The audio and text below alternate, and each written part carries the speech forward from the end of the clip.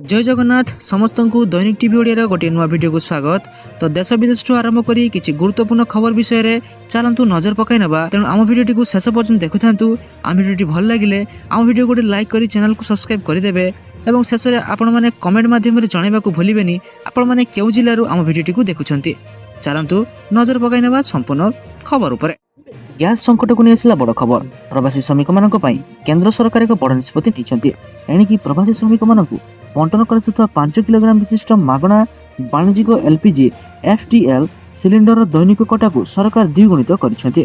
Petroleum मंत्रालय पक्षर जारी एक विज्ञप्ति अनुसार श्रमिक मानकर आवश्यकता को दृष्टि रखी जगाण परिमाण वृद्धि कर सूचनायोग्य जे पूर्वर यह आवंटन सीमा 20% रही बेले एवं ताहाकू अतिक्रम कर अधिक सिलिंडर जगाई देवा निष्पत्ति नि अतिरिक्त 5 किलोग्राम एफटीएल सिलिंडर गुड़िक तैल विपणन कंपानी ओएमसी सहायता राज्य सरकार को खाद्य एवं नागरिक जगाण विभाग जरिया प्रवासी श्रमिकों को बंटन करपटे देश में पेट्रोल डीजेल एवं एलपीजी पर्याप्त मौजूद रही सरकार स्पष्ट कर। चलो देखिए परवर्ती अपडेट कौन रही। राज्य में वर्षा को नहीं बड़ खबर। राज्य में कालबैशाखीर तांडव सह किछि स्थान में कुआपथर वर्षा होता बेले वर्षा आहरी 4 दिन राज्य में वर्षा सह कुआपथर वर्षा संभावना रही पाणीपाग विभाग आकलन कर। 24 घंटे 6 जिला को ऑरेंज वार्निंग देइछि पाणीपाग विज्ञान केन्द्र।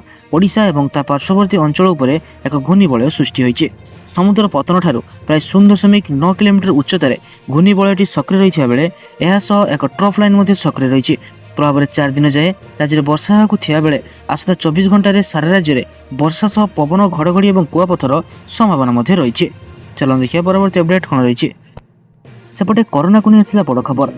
कोविड-19 मामला ह्रास पाइबा परे लोक मैंने आश्वस्ति अनुभव करने आरंभ करथिले, किंतु एबे एक नूतन वेरिएंट मुंड टेकिछि जहाकू BA.3.2 नामित कराଯାଇଛି एवं सिकाडा वेरिएंट भाव में परिचित।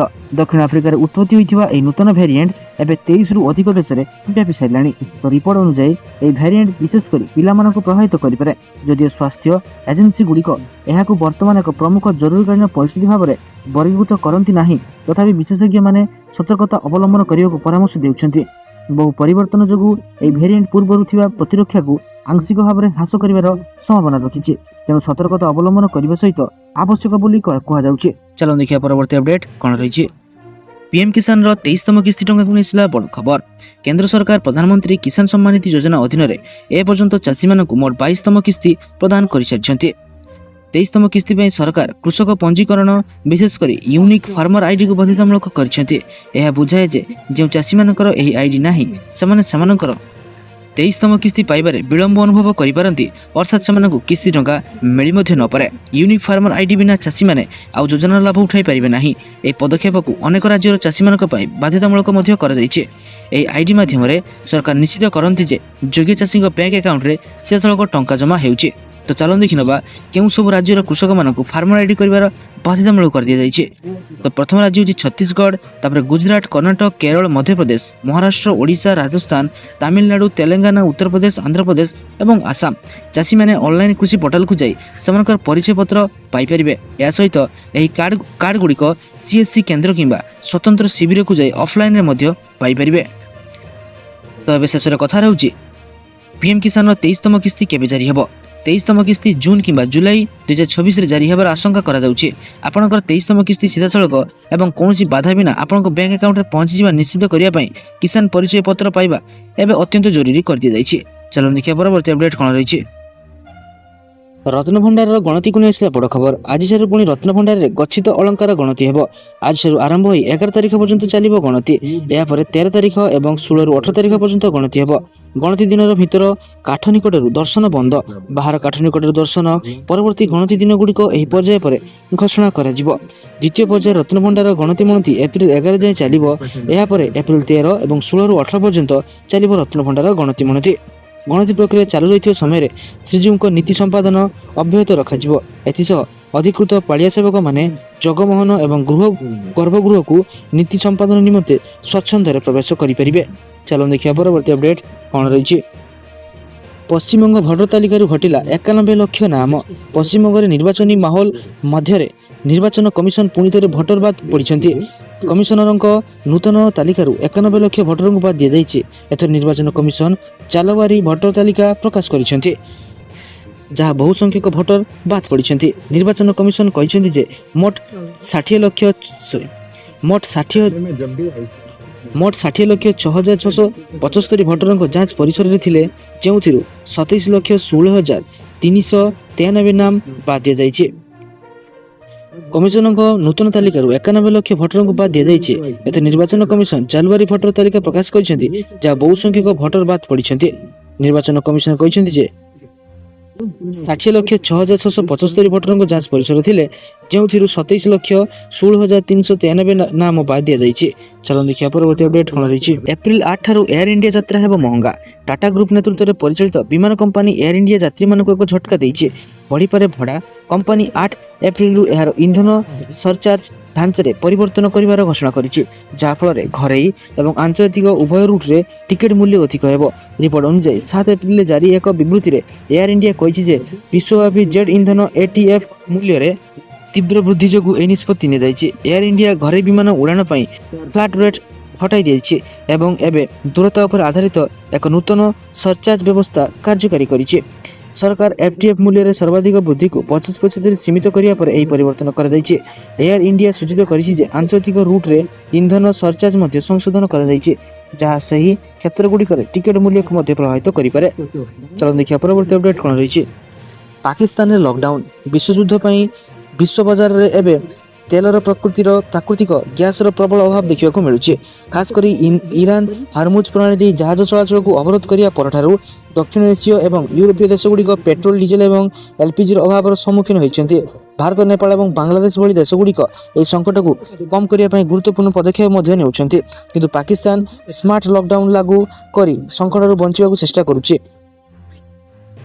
କିନ୍ତୁ ସେଥିରୁ ସେ ମଧ୍ୟ ବର୍ତ୍ତି ପାରିବ ନାହିଁ। ପ୍ରଧାନମନ୍ତ୍ରୀ ଶାହବାଜ ଶରୀଫ ମୁଖ୍ୟମନ୍ତ୍ରୀଙ୍କ ସହିତ ଏକ ବୈଠକରେ ଏହି ଘୋଷଣା କରିଛନ୍ତି ଯେ ପାକିସ୍ତାନ ରେଡିଓ ଅନୁଯାୟୀ ଶାହବାଜ ସରକାର ପଞ୍ଜାବ, ଖାଇବାର ପଖ୍ତୁନଖ୍ୱା, ବେଲୁଚିସ୍ତାନ, ଇସଲାମାବାଦ ରାଜଧାନୀ ଅଞ୍ଚଳ, ଗିଲଗିଟ୍ ବଲଟିସ୍ତାନ ଏବଂ ପାକ୍ ଅଧିକୃତ କାଶ୍ମୀର POKରେ ମଙ୍ଗଳବାର ଠାରୁ ଅର୍ଥାତ୍ 7 ଏପ୍ରିଲ ତାରିଖ ଠାରୁ ରାତି 8ଟାରେ ବଜାର, ସପିଂ ମଲ୍ ଏବଂ ବାଣିଜ୍ୟ କ୍ଷେତ୍ର ବନ୍ଦ କରିବାକୁ ନିଷ୍ପତ୍ତି ନେଇଛନ୍ତି। ଇସଲାମାବାଦରେ ଶାହବାଜ ଶରୀଫଙ୍କ ଅଧ୍ୟକ୍ଷତାରେ ଅନୁଷ୍ଠିତ ଏକ ସମୀକ୍ଷା ବୈଠକରେ ଏହି ନିଷ୍ପତ୍ତି ନିଆଯାଇଛି। ଚାଲନ୍ତୁ ଦେଖିବା ପରବର୍ତ୍ତୀ ଅପଡେଟ୍ କ'ଣ ରହିଛି। 10 ତାରିଖରୁ ଟୋଲ୍ ପ୍ଲାଜାରେ ବନ୍ଦ ନଗଦ ଟଙ୍କା। ଦେଶର ସମସ୍ତ ଟୋଲ୍ ପ୍ଲାଜାରେ ଆଉ ନଗଦ ଟଙ୍କା କାରବାର କରାଯିବ ନାହିଁ। ଆସନ୍ତା 10 ତାରିଖରୁ ଏହି ନିୟମ ଲାଗୁ ହେବ ବୋଲି ministry of road transport and highways ସୂଚନା ଦେଇଛି। ମନ୍ତ୍ରାଳୟ ପକ୍ଷରୁ ଜାରି ହୋଇଥିବା ଗେଜେଟ୍ ବିଜ୍ଞପ୍ତି ଅନୁଯାୟୀ ଏବେ ଟୋଲ୍ ପ୍ଲାଜାରେ ନଗଦ ଅର୍ଥ ପ୍ରଦାନ ସୁବିଧା ରହିବ ନାହିଁ। ଯାତ୍ରୀମାନଙ୍କୁ ଫାଷ୍ଟ୍ୟାଗ୍ ବ୍ୟବହାର କରି ଟୋଲ୍ ଦେବାକୁ ପଡ଼ିବ। ଯଦି କୌଣସି ଯାନ ବୈଧ ଫାଷ୍ଟ୍ୟାଗ୍ ବିନା ଟୋଲ୍ ଗେଟ୍ ଅତିକ୍ରମ କରେ, ତେବେ ସେହି ଯାନ ୟୁନିଫାଇଡ୍ ପେମେଣ୍ଟସ୍ ଇଣ୍ଟରଫେସ୍ UPI ମାଧ୍ୟମରେ ଟୋଲ୍ ଗେଟ୍ ଦେଇପାରିବ, କିନ୍ତୁ ଏଥିପାଇଁ ସାଧାରଣ ଟୋଲ୍ ଦରରୁ 1.25 ଗୁଣା ଅଧିକ ଅର୍ଥ ଦେବାକୁ ପଡ଼ିବ। ଚାଲନ୍ତୁ ଦେଖିବା ପରବର୍ତ୍ତୀ ଅପଡେଟ୍ କ'ଣ ରହିଛି। 21ରେ ଆସିବେ ରାଷ୍ଟ୍ରପତି। ରାଷ୍ଟ୍ରପତି ଦ୍ରୌପଦୀ ମୁର୍ମୁ ଆସନ୍ତା 21 ତାରିଖରେ 2 ଦିନିଆ ଓଡ଼ିଶା ଗସ୍ତରେ ଆସିବେ। ରାଷ୍ଟ୍ରପତି ଝାରସୁଗୁଡ଼ା ଏବଂ ରାଇରଙ୍ଗପୁରରେ 2ଟି କାର୍ଯ୍ୟକ୍ରମରେ ଯୋଗଦେବେ ବୋଲି ଜଣାପଡ଼ିଛି। ଓଡ଼ିଶା ପୁଲିସର ପ୍ରସ୍ତାବିତ ରାଇରଙ୍ଗପୁର ପୁଲିସ ଜିଲ୍ଲାକୁ ରାଷ୍ଟ୍ରପତି ଶୁଭାରମ୍ଭ କରିବା ସହିତ SPଙ୍କ କାର୍ଯ୍ୟାଳୟକୁ ଉଦ୍ଘାଟନ କରିବେ। ସେହିପରି ଓଡ଼ିଶା ପୁଲିସକୁ ନୂତନ ଭାବେ ମିଳିଥିବା ରାଷ୍ଟ୍ରପତି ପୁଲିସ କଲର ସମ୍ମାନକୁ ମହାମହିମ ପ୍ରଦାନ କରିବାର କାର୍ଯ୍ୟକ୍ରମ ମଧ୍ୟ ରଖାଯାଇଛି। ଚାଲନ୍ତୁ ଦେଖିବା ପରବର୍ତ୍ତୀ ଅପଡେଟ୍ କ'ଣ ରହିଛି। ସୀମାରେ ଜଗିବେ ସାପ ଏବଂ କୁମ୍ଭୀର। ସୀମା ସୁରକ୍ଷା ବଳ BSF ବାଂଲାଦେଶ ସୀମାରେ ଅନୁପ୍ରବେଶକାରୀ ରୋକିବା ଲାଗି ସାପ ଏବଂ କୁମ୍ଭୀର ବ୍ୟବହାର କରିପାରେ। ରିପୋର୍ଟ ମୁତାବକ ମାର୍ଚ୍ଚ 26 ତାରିଖରେ ସ୍ୱରାଷ୍ଟ୍ର ମନ୍ତ୍ରଣାଳୟ BSF ମୁଖ୍ୟାଳୟକୁ ଅପରେସନାଲ ସ୍ତରରେ ସରୀସୃପ ବ୍ୟବହାର ଉପରେ ବିଚାର କରିବାକୁ ଆଦେଶ ଦେଇଛି। ଭାରତ ବାଂଲାଦେଶ ମଧ୍ୟରେ 4096 କିଲୋମିଟର ଯାଏଁ ଲମ୍ବିଥିବା ସୀମାର ପ୍ରାୟ 175 କିଲୋମିଟର ଅଂଶ ନଦୀ ଏବଂ ତଳଭର୍ତ୍ତି କ୍ଷେତ୍ର ମଧ୍ୟରେ ଆସିଥାଏ। ଏହି ଅଞ୍ଚଳରେ ବାଡ଼ ଲଗାଇବା କଷ୍ଟକର, ତେଣୁ ଏହି ରାସ୍ତା ଦେଇ ଅନୁପ୍ରବେଶ ଏବଂ ତସ୍କରୀ ଘଟଣା ଘଟିଥାଏ। ବିଗତ 10 ବର୍ଷ ମଧ୍ୟରେ ସୀମାରେ 7000ରୁ ଅଧିକ ଅନୁପ୍ରବେଶ ଘଟଣା ସମ୍ପର୍କରେ ରିପୋର୍ଟ ମିଳିଛି। ଏହିପରି ସ୍ଥଳେ ଅନୁପ୍ରବେଶକାରୀ ରୋକିବାକୁ ସେଠାରେ ସରୀସୃପଙ୍କୁ ବ୍ୟବହାର କରାଯାଇପାରେ। ତେବେ ଏ ସମ୍ପର୍କରେ BSF ଜଣେ ଅଧିକାରୀ କହିଛନ୍ତି, ଏହା କେବଳ ଏକ ପ୍ରସ୍ତାବ, ଏହାକୁ ଲାଗୁ କରାଯାଇ ନାହିଁ। ଏଥିରେ ସରୀସୃପଙ୍କ ବ୍ୟବସ୍ଥାଠାରୁ ଆରମ୍ଭ କରି ସୀମା ନିକଟରେ ରହୁଥିବା ଲୋକଙ୍କୁ ସୁରକ୍ଷା ଭଳି ଅନେକ ଚ୍ୟାଲେଞ୍ଜ ରହିଛି। ଭାରତ ବାଂଲାଦେଶ ସୀମାରେ ଜନସଂଖ୍ୟା ବେଶ ଅଧିକ ହୋଇଥିବା ବେଳେ ବନ୍ୟା ଭଳି ପରିସ୍ଥିତିରେ ଏହି ଗ୍ରାମୀଣ ଲାଗି ସମସ୍ୟାକୁ ମଧ୍ୟ ବଢ଼ାଇପାରେ। ଚାଲନ୍ତୁ ଦେଖିବା ପରବର୍ତ୍ତୀ ଅପଡେଟ୍ କ'ଣ ରହିଛି। ଚମକାଇ ଦେବ ଆସାମ ପଶ୍ଚିମବଙ୍ଗ ଅପିନିୟନ ପୋଲ୍ ରିପୋର୍ଟ। ଏବେ ବିଧାନସଭା ନିର୍ବାଚନ ପାଇଁ ସରଗରମ ରହିଛି ଆସାମ ଠାରୁ ପଶ୍ଚିମବଙ୍ଗ ପର୍ଯ୍ୟନ୍ତ ସମସ୍ତ ରାଜ୍ୟ। ପ୍ରତ୍ୟେକ ଦଳ ନିର୍ବାଚନରେ ବାଜିମାତ କରିବା ପାଇଁ ସବୁ ଦମ ଲଗାଇ ଦେଇଛନ୍ତି। ଆସାମ ଏବଂ କେରଳ ରାଜ୍ୟ ଏବଂ କେନ୍ଦ୍ରଶାସିତ ପ୍ରଦେଶର ପୁଡୁଚେରୀରେ ବିଧାନସଭା ନିର୍ବାଚନ ଏପ୍ରିଲ 9 ତାରିଖରେ ଅନୁଷ୍ଠିତ ହେବାକୁ ଯାଉଛି। ତାମିଲନାଡୁରେ ଭୋଟ ଏପ୍ରିଲ 23 ତାରିଖରେ ଅନୁଷ୍ଠିତ ହେବ। ପଶ୍ଚିମବଙ୍ଗରେ ବିଧାନସଭା ନିର୍ବାଚନ 2ଟି ପର୍ଯ୍ୟାୟରେ ଅନୁଷ୍ଠିତ ହେବ। ଏପ୍ରିଲ 23 ଏବଂ ଏପ୍ରିଲ 29 ତାରିଖରେ ଏଠାରେ ଭୋଟ ପଡ଼ିବ। ଏ ନିର୍ବାଚନ ପୂର୍ବରୁ ମତାମତ ସର୍ଭେ ପ୍ରକାଶ ପାଇଛି। କେଉଁ ଦଳ କେଉଁ ରାଜ୍ୟରେ ଆଗୁଆ ରହିବ, କେଉଁ ଦଳ କେତେ ଆସନ ଜିତିବ ବୋଲି ଆକଳନ ମଧ୍ୟ କରାଯାଇଛି। ଚାଲନ୍ତୁ ଦେଖିବା ପରବର୍ତ୍ତୀ ଅପଡେଟ୍ କ'ଣ ରହିଛି। ରାଜ୍ୟରେ ବିକଳ ପରିସ୍ଥିତି। ନିକଟରେ ବିଧାନସଭା ବଜେଟ୍ ଅଧିବେଶନ କାଳରେ ସ୍ୱାସ୍ଥ୍ୟମନ୍ତ୍ରୀ ମୁକେଶ ମହାଲିକ ଏକ ପ୍ରଶ୍ନର ଉତ୍ତର କହିଥିଲେ, WHO ମାନଦଣ୍ଡ ଅନୁଯାୟୀ ଆବଶ୍ୟକ ଡାକ୍ତର ସଂଖ୍ୟା ଏବଂ ଉପଲବ୍ଧ ଡାକ୍ତରୀ ପଦବୀ ସଂଖ୍ୟାର ଅନ୍ତର ବିଶ୍ଳେଷଣ କରାଯାଇ ନିଅଣ୍ଟ ପଦବୀଗୁଡ଼ିକ ପର୍ଯ୍ୟାୟକ୍ରମେ ପୂରଣ ନିମନ୍ତେ ସରକାର ପଦକ୍ଷେପ ଗ୍ରହଣ କରୁଛନ୍ତି। ବର୍ତ୍ତମାନ ସୁଦ୍ଧା Odisha council of medical education ଅଧୀନରେ 35,914 ଏଲୋପାଥିକ୍ ଡାକ୍ତର ପଞ୍ଜୀକୃତ ହୋଇ ଓଡ଼ିଶାର ବିଭିନ୍ନ ସରକାରୀ ମେଡିକାଲ ଏବଂ ଘରୋଇ ମେଡିକାଲ କ୍ଲିନିକରେ ସେବା ଯୋଗାଉଛନ୍ତି। ସେହିପରି ରାଜ୍ୟର ମୋଟ ମଞ୍ଜୁରୀପ୍ରାପ୍ତ ଡାକ୍ତର ସଂଖ୍ୟା 15,793 ରହିଛି। ସେଥିରୁ ବିଭିନ୍ନ ବର୍ଗର 9,826 ଡାକ୍ତର କାର୍ଯ୍ୟରତ ଥିବାବେଳେ 5,967 ପଦବୀ ଖାଲି ରହିଛି। ରାଜ୍ୟରେ ବିଭିନ୍ନ ସରକାରୀ ଏବଂ ବେସରକାରୀ ମେଡିକାଲ କଲେଜରୁ ପ୍ରତିବର୍ଷ 3,025 ଡାକ୍ତରୀ ଛାତ୍ରଛାତ୍ରୀ ଶିକ୍ଷା ସମାପ୍ତ କରୁଛନ୍ତି। ସେମାନଙ୍କ ମଧ୍ୟରୁ ପ୍ରତ୍ୟେକ ବର୍ଷ ଓଡ଼ିଶା ଲୋକସେବା ଆୟୋଗ OPSCଙ୍କ ଦ୍ୱାରା ଚୟନ ପ୍ରକ୍ରିୟା ମାଧ୍ୟମରେ ରାଜ୍ୟରେ ବିଭିନ୍ନ ସ୍ୱାସ୍ଥ୍ୟକେନ୍ଦ୍ର ନିଯୁକ୍ତି ଦିଆଯାଏ ବୋଲି ମନ୍ତ୍ରୀ ମହାଲିକ ସୂଚନା ଦେଇଛନ୍ତି। ଚାଲନ୍ତୁ ଦେଖିବା ପରବର୍ତ୍ତୀ ଅପଡେଟ୍ କ'ଣ ରହିଛି। ରାଜ୍ୟ ସରକାର 23ଟି ଜିଲ୍ଲା ପାଇଁ ସ୍ୱତନ୍ତ୍ର ଉନ୍ନୟନ ପରିଷଦ ଅଧ୍ୟକ୍ଷ ଉପାଧ୍ୟକ୍ଷଙ୍କ ନାମ ଘୋଷଣା କରିଛନ୍ତି। ଏନେଇ ଅନୁସୂଚିତ ଜାତି ଏବଂ ଅନୁସୂଚିତ ଜନଜାତି ବିଭାଗ ତରଫରୁ ବିଜ୍ଞପ୍ତି ପ୍ରକାଶ ପାଇଛି। ସେମାନେ ହେଲେ ମୁଖ୍ୟତଃ ଆଦିବାସୀ ଅଧ୍ୟୁଷିତ ଜିଲ୍ଲାଗୁଡ଼ିକର ଏମାନେ କାର୍ଯ୍ୟ କରିବେ। ସେଥିପାଇଁ ଏହି ସ୍ୱତନ୍ତ୍ର ପରିଷଦ ଗଠନ କରାଯାଇଛି। ମୁଖ୍ୟତଃ ଆଦିବାସୀ ଅଧ୍ୟୁଷିତ ଜିଲ୍ଲାଗୁଡ଼ିକରେ ଏମାନେ କାର୍ଯ୍ୟ କରିବେ, ସେଥିପାଇଁ ଏହିପରି ସ୍ୱତନ୍ତ୍ର ପରିଷଦ ଗଠନ ମଧ୍ୟ କରାଯାଇଛି। ଚାଲନ୍ତୁ ଦେଖିବା ପରବର୍ତ୍ତୀ ଅପଡେଟ୍ କ'ଣ ରହିଛି। 5 ରାଜ୍ୟରୁ 650 କୋଟି ଟଙ୍କା ଜବତ। ଆସନ୍ତା ନିର୍ବାଚନ ଏବଂ ଉପନିର୍ବାଚନକୁ ଆବଦ୍ଧ ଏବଂ ନିଷ୍ପକ୍ଷ କରିବା ପାଇଁ ଭାରତୀୟ ନିର୍ବାଚନ କମିଶନ ଆକ୍ସନ ମୋଡରେ ରହିଛନ୍ତି। ନିର୍ବାଚନ ପୂର୍ବରୁ ଭୋଟରଙ୍କୁ ପ୍ରଭାବିତ କରିବା ପାଇଁ ବ୍ୟବହାର କରାଯାଉଥିବା ବେଆଇନ ନଗଦ ଟଙ୍କା, ମଦ ଏବଂ ଡ୍ରଗ୍ସ ଉପରେ କମିଶନଙ୍କ ଚଢ଼ାଉ ଜାରି ରହିଛି। ବର୍ତ୍ତମାନ ସୁଦ୍ଧା 5ଟି ରାଜ୍ୟରୁ 650 କୋଟି ଟଙ୍କାରୁ ଅଧିକ ମୂଲ୍ୟର ବେଆଇନ ସାମଗ୍ରୀ ଏବଂ ନଗଦ ଟଙ୍କା ଜବତ କରାଯାଇଛି। ଚାଲନ୍ତୁ ଦେଖିବା ପରବର୍ତ୍ତୀ ଅପଡେଟ୍ କ'ଣ ରହିଛି। ଟିଭି ଉପରେ ପଡ଼ୁଛି ଯୁଦ୍ଧର ପ୍ରଭାବ। ମେମୋରି ଚିପ୍ ଦର ବୃଦ୍ଧିକୁ ନେଇ ପୂର୍ବରୁ ଚିନ୍ତାରେ ଥିବା ଟେଲିଭିଜନ ଶିଳ୍ପ ଏବେ ବିକ୍ରି କମିବା ନେଇ ଆଶଙ୍କିତ ଅବସ୍ଥାରେ ରହିଛନ୍ତି। ପଶ୍ଚିମ ଏସିଆରେ ବଢ଼ୁଥିବା ଭୂ ରାଜନୈତିକ ଅସ୍ଥିରତା ଏବଂ ସାମୁଦ୍ରିକ ପରିବହନ ଖର୍ଚ୍ଚ ବୃଦ୍ଧି ଯୋଗୁଁ ପ୍ଲାଷ୍ଟିକ୍ ଦର ବଢ଼ିବା ଫଳରେ ଟିଭି ବିକ୍ରି କମିପାରେ ବୋଲି ଶିଳ୍ପ ଅନୁମାନ କରୁଛି। ଉତ୍ପାଦନ ଖର୍ଚ୍ଚ ବୃଦ୍ଧି ଯୋଗୁଁ ଟିଭି ଦର ବୃଦ୍ଧି ପାଉଛି, ଫଳରେ କ୍ରେତାମାନେ ଛୋଟ ସ୍କ୍ରିନ୍ ଟିଭି ପ୍ରତି ଏବେ ଢଳୁଛନ୍ତି। ଏଭଳି ସ୍ଥିତିରେ କିଛି ନିର୍ମାତା ଟିଭି ବିକ୍ରି କମିବା ନେଇ ଆଶଙ୍କା ମଧ୍ୟ କରୁଛନ୍ତି। ଚାଲନ୍ତୁ ଦେଖିବା ପରବର୍ତ୍ତୀ ଅପଡେଟ୍ କ'ଣ ରହିଛି।